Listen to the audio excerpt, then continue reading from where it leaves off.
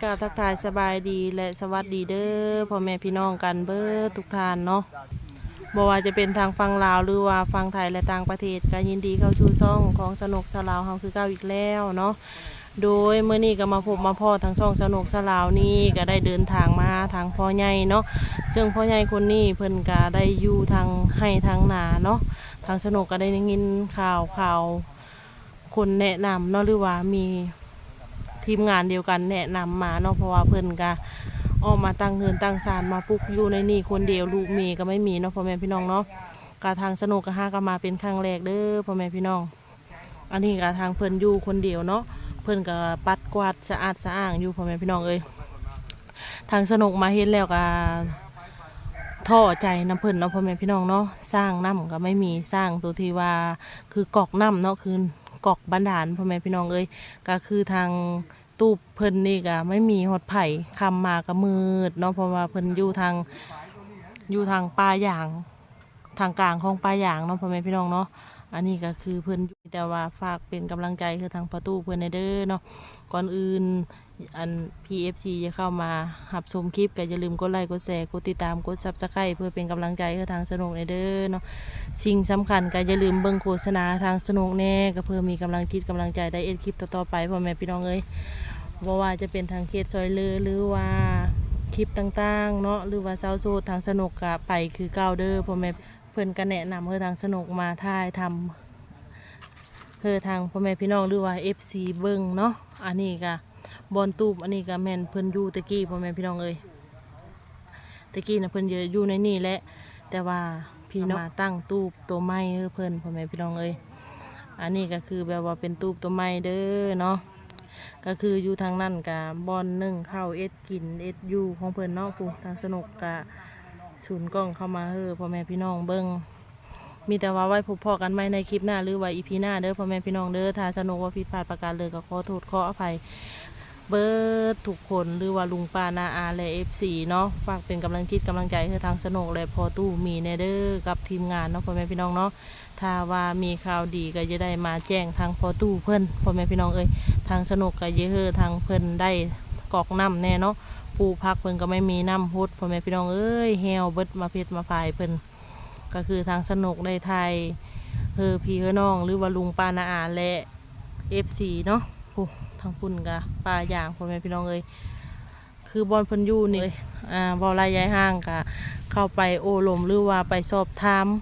เพิ่มเติมที่มาที่ไปของเพิ่นเนาะพ่อแม่พี่น้องเด้อโอ้ยเป็นอะไรพ่อใหญ่เกิบนี่ชนเข้าเมื่อยแต่ชนเข้าแล้วบ่เกิบนี่โอ้บอกว่าเอาเลยฮะมันจนเมื่อยชนเลยเมื่อยจะชนแล้วโดยไปทางไหนก็จะอายจะคนเดี๋ยวมันเกือบไปชนเข้าจะบัดช่องเมืองเป็นจังไดอันนี้อยู่ผู้เดียวบ่อยู่ผู้เดียวนี่แหละอยู่ผู้เดียวกินผู้เดียวอยู่ผู้เดียวกินผู้เดียวบ่มีลูกบ่มีเมียมาจอบมายื้อยามทำข่าวมาแนวใดกับเขากับโม้มาไหว้ลูกกับสองคนเขาบ่สนใจแต่หยังอยู่บ่เขาก็ไม่ได้ติดต่อมาเขาก็ตัดก็บ่เอาเจ็บก็บ่ให้ใครก็บ่เบิ่งตายแล้วให้จูดก็หนีโลดเขาบอกแล้วจูดดีโลดจูดแล้วก็บอกเขามีควายเขากินมันจูดอยู่กลางบ้านโคกพี่พิชามีว่ะเนาะกูบอกขึ้นมาดอกว่ะบ่พ่อใหญ่ขออนุญาตถามชื่อเจ้าชื่อหยังก่อนยังบ่ฮู้ชื่อเจ้าน่ะชื่อหยังเจ้าน่ะชื่อนะแม่น่ะชื่อเจ้าน่ะชื่อลุงมีบ่เจ้าโอ้ลุงมีอายุจักปีแล้วลุงมีโอ้60เลยได้60ถ้วนแล้วบ่เจ้ามันเขาเจ็ดตัวดีแล้วมันเล่นมันสิเล่นมีลูกกัน2คนเนาะเจ้าเมียผู้นึงเจ้าเลยหย่ากันแล้วบ่กับเมียเมียก็ไปอยู่น้ำลูกพุ่นแล้วบ่ได้วนได้วายดอกบัดนี้มาอยู่ผู้เดียวนี่แหละเฮือนนี่ครับบ่เดี๋ยวใช้ FC เบิ่งไว้พี่น้องเอ้ยเอาดิเฮือนเพิ่นอย่าขายไปเที่ยงหน้าเนาะเจ้าโอ้ภายในมันยังมีอันนี้ยังแปลนแน่เนาะประตูเนาะหากระเฮ็ดบ่อันนี้อะไรเที่ยงนี่แหละที่นอนกวาดดินนอนอยู่หันแล้วหันบนห่มไม้นี่แหละโอ้โดยอันนี้สวนบ่เนี่ยหาน้องมาบ่ลุงมีอันนี้สวนเจ้าบ่เนี่ยเจ้าแม่นแหละพอได้พักได้แล้วบ่มีนี่อื่นดอกผัดไก่กินเลยแหละโดยอันนี้ไรอันนี้ยังดีแต่ว่าแปลนแน่เนาะจะอยู่กัน บัดอันนั้นได้ซะบัดน้ำในไผสว่างนะ พู จ๊ะ ดแล้วไปเอาพูดแล้วใต้หัวโคมนี่หัวโคมน้อยน้อยดอกหัวโคมก็ได้บ่มีนี่แหละ น้ำนี่ไปหาบเอาบ่ หาบเอาหาบกระตุกนี่สี่ตุ้งน้อยนี่ สีตัวน้อย เอา ไก่ แต่ จะออกไปจนจะเป็นอยากเป็นลักพุ่น เพื่อสิได้มา น้ำกินบ่ทั้งน้ำกินบ่ น้ำกิน น้ำอาบได้จ้ะ จะมาก็พูดแล้วไปอาบอยู่ห้องพูดแล้ว ไปอาบแล้วจังมา เจ้าอาบน้ำแล้วมา น้ำฮดพักอันนี้ก็ไปหาบคือกันบ่ ไปหาบคือกันนั่นแหละครับบ่ได้ชูฮดดอก มันจังว่ามันตายแล้ว ไปกูมือบ่จ้ะนะ อันไหนบ่ลักมือกับ2 มื้อ3 มื้อจังได้ไป อืม ลักเถื่อไปจิบหัวเข่าแล้วก็อยู่แล้วบาดนี้ โอ้ของ ไก่แน่เนาะ เจ้ามันไก่ ของเฒ่าแล้วเนาะนั่นนี่แหละ คนบอกคนเฒ่าแล้วอายุหลายปีแล้ว บัดเป็นไข่เป็นนาวไผเบิ่งจ้ะ ก็บ่มีไผแล้วนอนค้างอยู่ผู้เดียวแล้วไผสิมา เก็บเงินบ้านเก็บเงินเมืองได้เฮ็ดได้จ้ะบัดนี้ ฮะ เก็บเงินบ้านเงินเมืองนะคนตายคนเป็นน่ะต้องได้เก็บเงินแล้ววะ ก็เขาเก็บอยู่พูดแล้วอยู่เฮือนเขาพูดแล้วยังบ่ได้เห็นใบอันนั้นออกมาดิ อืม ยังบ่ได้เห็นใบโอนออกมา มีแต่ว่าออกมาอยู่ เออ ต่างคนต่างอยู่ เจ้า เออ อ๋อนั่นเนาะโอ้ย มันเป็นเท่านั้นเนาะ ใจเลยเนาะ เจ้า ลำบากกันลีได้นี่นะ ทางเจ้าน่ะอยู่ในบ้านนี่บอกพ่อใหญ่ เจ้าเกิดอยู่บ้านอันนี้เขาเราเลยพ่อก็อยู่บ้านอันนี้แม่ก็อยู่บ้านอันนี้ บัดนี้ลูกเมได้ซะบัดนี้ลูกเมก็อยู่ในบ้านนี่ เจ้า ก็ยังอยู่ใกล้กันอยู่ซะเนาะ เจ้า ก็คิดว่าอยู่คนละบ้านต่างหั่นนะ เจ้า อืม มื้อนี้กินข้าวกับหยังเลยลุงมี มื้อนี้น่ะกินตำมะหุงมื้อนี้ แต่ บ่ได้มีหยัง สิบ่เจ็บท้องบ่ ตำมะหุงได้2 มื้อ3 มื้อเลยจนเหี่ยวไปแล้ว อืม คันเอาผ้าพันเอาสิบ่กินเลยก็ลงมาจูดินจังมันคอยไปออกไผบ่ว่าพอค่อยมานี่ไปเห็นพุ่นนั่งอยู่นี่ อืม ก็ยังดีแต่ว่าแบบว่าบอลอยู่บอลเฉากับแปลนแน่เนาะประตูเนาะ เจ้าย่านงูย่านเหี้ยวเลยแล้วลงมากลางค่ำกลางคืนเว้าเลยว่าว่าขออนุญาต แม่นแล้วเนาะไม่ เอา มี ไปไทยนักไข่เบาล่างเถื่อไปเหยียบงูอย่างเงี้ยว งูครบไปแห้คักแล้วไผสิ กับจูดอันนี้ฮะป้องกันแบบว่ามันหกมันยังอะเนาะ เจ้า ยังเหี่ยวเขียวกับปลอมเนาะ เจ้า โอ้ใครยังมีพื้นฐานอยู่เนาะ อ่า ห้องน้ำกับบ่มีแม่น บ่ บ่ มีแล้วขุดแล้ว ขุดคุมเอา ขุดขุมเอาแล้ว เอาเสียมเอาจกอะไรขุดเนาะ จกก็แล้วขุด เจ้า ใช้จะบ่อนเฮ็ดอยู่เฮ็ดกินจ้ะนะ อะไร บ่อนเฮ็ดข้าวเป่าไฟ บ นะ นเคียงนี่ล่ะ ใจ อ่ะ เด้อ FC เด้อ อัน ใช้ นี้ เบิ่งเด้ นี่ วางเฮ็ดกินเจ้าเนาะบางนี้เนาะ เจ้าแม่นแล้ว ใครแต่ยังมีพื้นมีหยั เจ้าง เนาะ สิกินได้กินอยู่พูดห่มบกย้ายมาพี่บ้านมัน เอ็ดแบบเหลือก็ได้เนาะ ลม เอ็ดอยู่ในเหลือก็ได้เนาะแปลนโห เจ้า ควันตะอยู่ บัดอันนั้นได้จ้ะพ่อใหญ่ ฮะ เขาได้จ้ะ เข้า อาม่าได้ใช้เขา เข้าคอกินนี่แหละเข้านะ เขานคร เมื่อออกไปเอาน้ำเขาไม่แก่นกันกับคนไทย พี่น้องบ่ เจ้า อืม เนาะถามหลายอย่างเลยบัดนี้ เจ้าขาดเคินยังบ่เนี่ยเดี๋ยวนี้ อะไร เจ้านะ ประกาศขาดหลายอันแหละ บ่แบบขาดแบบสิ่งที่จำเป็นอะไรหรอนะ ก็คือน้ำแล้วเนาะ จะเป็นลีก็เป็นเข่าแล้วจุดหนัก เออ ทั้งเข่าทั้งเงินนี่แหละบ่มีราคาสิซื้อจะสูบกับบ่มี ข้าวสารอาหารแห้งอะไรเนาะ เออ สูบยาบ่เจ้าก็ สูบมาแหละเนี่ย เออ บ่มีก็ไปหาคอน้ำโมให้กอก1 2กอกแล้วก็มาย าได้บ่ยา อะไร สูบยา มัน ได้ อย่า บ่ เลิกบ่ได้ แบบเฮาเคย มั มาน เลิก กี้ ได้ เนาะ โอ้ยเขาน้อยแห้งบ่สูบแล้วบ่มีเงินนี่ อืม ลังเถื่อก็ขอน้ำเพื่อนนี่แหละเพื่อนให้เพื่อ10เถื่อเช้าไปหาเพื่อนวานนี่บ่เห็นวานนี่ โอ้โดยทางออเดอร์ FC เด้อเนี่ยได้ก็อ้อนวอน FC ผู้ใจบุญสุนทานเนาะ เจ้า โดยให้เบิ่งกันแน่หั่นแหละพอช่วยเหลือ ก็เพื่อนนี่แหละมาเฮ็ดช่อยนี่บ่ประมาทอย่าท่านบ่ดอกแต่ว่าบ่ได้ลืมชาติประมาท ยูทูบเบอร์นี่บ่ โอ้เพิ่นมาซอยบ่เพิ่นมาเฮ็ดเพื่อนนี่ เพื่อนแล้วมาเฮ็ดจนเท่าแล้ว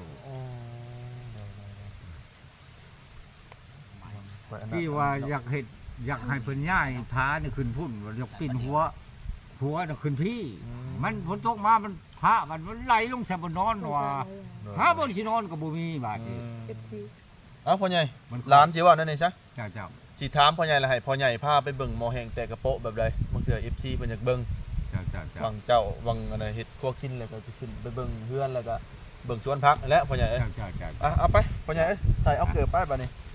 พา FC เพิ่นเบิ่งเนี่ยไว้พี่น้องเอ้ยเดี๋ยวบ่แล้วสิพาเบิ่งตัวจริงเด้อพ่อพี่น้องตรงไหน FC เพิ่นสิบ่เชื่อโดยแต่ใช้วังเจ้า1ข่าวเป่าไผฮะพ่อใหญ่ตัวนี้แล้วบ่ นี่แหละบ่ดังไผเตละมื โอ้ อ นี่บ่บังดังไผ เท่านี้ก็ได้กวาดนี้หลายเหือแล้ว อันนี้แม่นน้ำต้มกินน้ำต้มเอา กินน้ำต้มบ่ หม้อแห้งแต่กระโปะนี่แหละอยู่เพื่อนบนอยู่แล้วก็มีน้ำต้ม ปวดได้จ้ะพ่อให ต้ ญ่ มกิน ปวดได้จ้ะปวด อะไร เข่า ปวดกันเลยปวดอะไรในกกเสาอะเอาเมื่อช่วยเขาแล้วก็หอยไว้กกเสาหัน ใครแต่มีพื้นเนาะพ่อใหญ่เนาะ เจ้าเก็บมาเลาะข้อแค่วันนี้แล้วเคยคือง่ายเห็นนี่แหละนี่วันนี้แล้วนี่ แป้นคักอลีเนาะพ่อตู่เนาะว้า บนแปลนก็ได้ แป้นอันนี้ตั้งแป้นเนี่ย พ่อใหญ่เห็นจังซั่นนี่นะเป็นคุมที่เจ้าเห็นยัง คุ้มไว้จังว่าแล้วเราก็ได้มังม่วงมังมี่มาเลยอยากเอาใส่เป็นบ่มีแล้วก็สิก้นกล้วยมูนำบ่งามสิเอามาลงนี้นะ ความทันหมายนั่น น้อย เขาจะมันสิได้เมตรนั่นหรือบ่อแล้ว พอได้อยู่ได้กินเนาะเจ้าบ่เสาะดินอันจะว่าแปลนบ่นี่ฮะ เจ้า โอ้ แม่ ขยันเลยเนาะ เออ มันขยันเพียรเลย เออ เอ้าลุงวิพาไปเบิ่งทั้งเทิงในบัดนี้ไป ไป สิไปกับทีมงานบัดนี้โดยว้าตุ๊เบาน้อมได้เนี่ยยูทูบเบอร์ได้สบายดีเนี่ยเบาน้อมเอ้ย สบายดี โดยคนลงห้อง บ่ได้นอนแต่เมื่อคืนนี้ โอ้โดยเดี๋ยวบ่แลสิขึ้นไปเบิ่งกันนะน้ำเพิ่นก่อนเด้อเบาน้อมเด้อพ่อใหญ่เพิ่นสิพาขึ้นเลยเนาะเบิ่งสวนเพิ่นก่อนพ่อใหญ่เอ้ยพ่อใหญ่มีเอ้ย มาชนผักเนาะนี่นะ พ่อสวนเจ้านะ เจ้า แนะนำสวนก่อนพ่อใหญ่มีหยังแหน่จะปลูกอันนี้ฮะ อันนี้น่ะพักบัวพักเทียมมันหาตายแล้วบ่มีน้ำหดนี่บ่ทันเป็น จนไม่มีฮอนหญ้าเนาะคักแน่เลย ก็มักทั่ว2-3เห็นแล้วก็มักเละ หนึ่งมานี่พ่อใหญ่ขาดนี่น้ำมาดานเด้อพ่อใหญ่เด้อ เจ้า น้ำมาดาน มันบ่มีนี่แหละนาย โด แต่ ย กับไผก็ยังบ่มีแม่นบ่ เจ้า อ๋อ บ่มีแล้ว โดยน้ำมาดานไผ ไผก็บ่มีแหละ อืม มีแต่บ่คมน้อยอ่ะเอาขึ้นมาถ่ายทั้งนี้ก็ได้ มีวิทยุ ขึ้น ยั มาง ไง ถ่ายทั้ เนาะ งนั้นได้บ่ โดยได้อยู่ โอ้ย ดี ใค แล้ ร ว จะมีช่างกะทีเนาะ อันนี้ก็บ่ได้กินข้าวนี่เลยแม่นเละ ต้มเอาบ่พ่อใหญ่ เจ้ามันหน่อย คันว่าเฮาหนึ่งเพราะมันสิขึ้นมาแล้วมีแต่ข้าวสารมันบ่สุก อืม หุงเอา เลยหุงเอา เจ้า หุงแล้วหุงข้าวเหนียวบ่พ่อใหญ่นั่น ข้าว น่ะ เหนียวแหละ เออ เจ้า โอ้ใครเนี่ยจะยังมีเสื้อผ้าอยู่เนาะยามหนาวครับ เออ ดูสิขึ้นมาเบิ่งบอนมันก็บัดนี้ ไก่แล้วเนี่ยอัดไก่ อัดไก่บ่พ่อใหญ่ เอาลงบ่ บ่มีเอาลงก็ได้พ่อใหญ่ อัดไก่เขาไปกินข้าวสาร เอ ขออนุญาตเบิ่งวังนอนได้บ่พ่อใหญ่ ได้มาเบิ่ง เด้อบ่แหละพดเกิดก่อนว่าขออนุญาตก่อนขออนุญาตลุงมีก่อน เจ้า ไปย่างกันแล้วลุงย่างกันรถเจ้านะ อันนี้ก็คือแบบว่าเพิ่นอยู่คนเดียวเนาะพ่อแม่พี่น้องเนาะเพิ่นก็อยู่คนเดียวลูกมีก็พ่อแม่พี่น้องเนาะก็ลูกค้าทางสนุกมาสงสารหลายเนาะพ่อแม่พี่น้องเนาะแต่ว่าเฮือนซานลานแป้นของเรานี่สังลีได้พ่อแม่พี่น้องเอ้ยเพราะว่าลุงมีเพิ่นก็มันขยันเนาะมันพอสมควรพ่อแม่พี่ฝากเป็นกำลังคิดกำลังใจให้ทางลุงมีเนี่ยเด้อพ่อแม่พี่น้องเนาะคือเห็นทางสนุกมาถ่ายคลิปเนาะนี่นะคือว่าแปดเมื่อทุกซอกทุกมุมเลยพ่อแม่พี่น้องเอ้ยอันนี้ก็ใกล้ปลายอย่างแน่ผูกแต่ว่าเพิ่นกระชนพักเพิ่นนี่นะเพิ่นกะปู้อยู่พ่อแม่พี่น้องพอได้เชื่อแจ้วเชื่อจุเนาะแต่ว่าเพิ่นไม่มีน้ำพ่อแม่พี่น้องเอ้ยก็แบบว่าเพิ่นไม่มีน้ำเนาะผูกพ่อแม่พี่น้องเอ้ยตัวแปดเลยคือตู้แม่พี่น้องเอิญว่าเทคือเป็นเสาของลุงเนาะเป็นกับมีออดน้องเนาะทางลุงเป็นคู่แต่การเกิดอย่างก็คือทางพายุนี่เนาะตั้งน้ำปักเกิดเนี่ยไปอาบน้ำตักน้ำล่างเนาะพอเป็นเพิ่นเป็นทางป้ายสนุกก็มีเคยเห็นป้าโดยสบายดีอยู่ดีมีแห้งเด้อความเชื่อใจเด้อ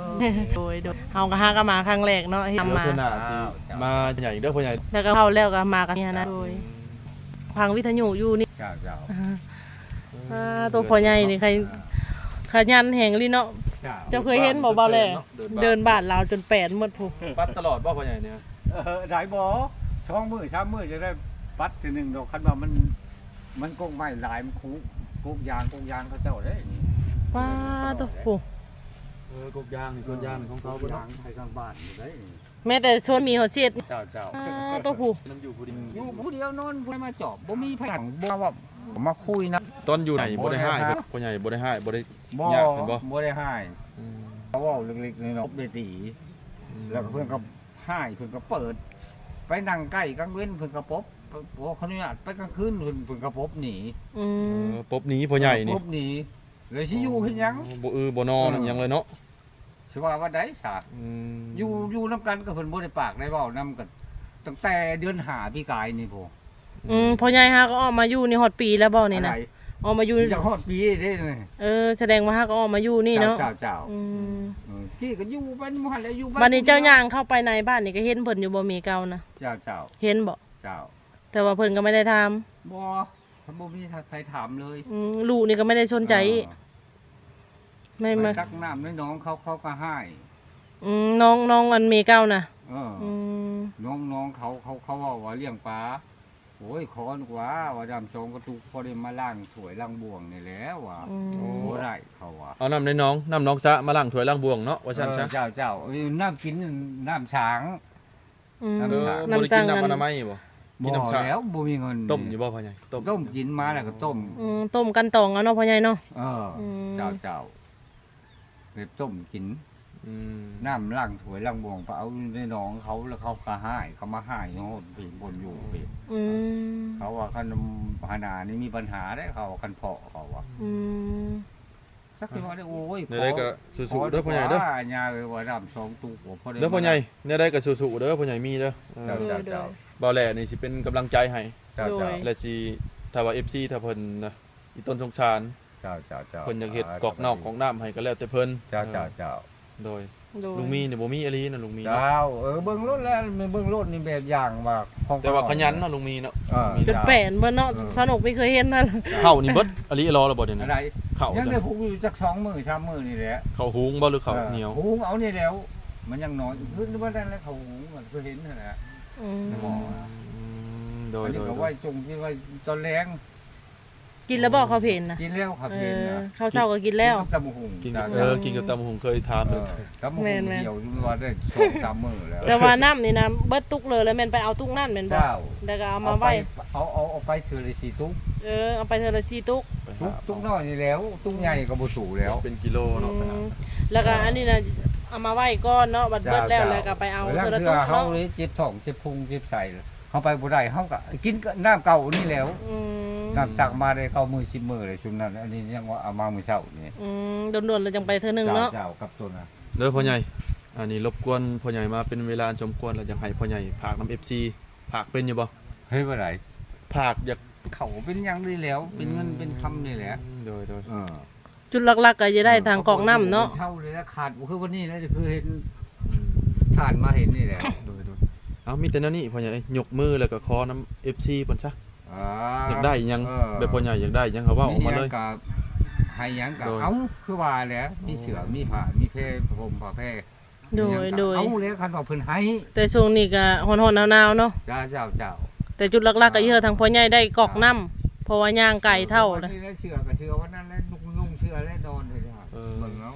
ถ้าว่าบ่ได้เข้าไฟฟ้ามันแพงก็กอกน้ำทางนี่เพิ่นใส่โซลาร์เซลล์เอาบ่เลยน่าจะโอเคอยู่ เนาะแม่นเพราะว่าทางประตูเพิ่นก็อยู่คนเดียวว่าเงินค้ำเพิ่นก็ไม่ได้หาเนาะแบบอาศัยแบบว่าหากินตามป่าแบบน้ำมันเนาะประตู อัน เนาะ นี้ก็ถือว่าคำมันแม่นมืดปึ๊บแล้วเนาะพ่อใหญ่เนาะ เจ้า โซลาร์เซลล์อีหยังก็บ่มี บ่มีแล้วไม่ใช่มีหัวไผ่น้อยเอาให้ง่ายเบิ่งนะ เอ้าได้สนุกบัดนี้สัมภาษณ์เพิ่นก็เป็นเวลาอันสมควรนะเด้ แม่นมีแต่ว่าเฮาก็จะขอตัวมื้อกลับก่อนเพราะว่าบ้านก็ไกลเนาะมีแต่ว่ามื้อหน้ามื้อไหนอย่ามาหาทางประตูใหม่ เจ้า ถ้าว่ามีข่าวดีกับทางทีมงานเฮาก็จะได้เข้ามาหาทางประตูอีกครั้งเนาะโดยมีแต่ว่าซำนี้แหละประตูพอหาก็มาครั้งแรกแน่ ถ้าว่า โดย FC ที่ซอยแล้วบ่แลอันนั้นที่นั่นพ่อใหญ่เอ้ยถ้าว่า FC ที่ซอยถ้าว่าเพิ่นซอยเรื่องโซลาร์เซลล์หรือว่าซอยเรื่องเจาะสร้างเจาะหยังนี่บ่แลก็สิมาพัวพันนำพ่อใหญ่อีก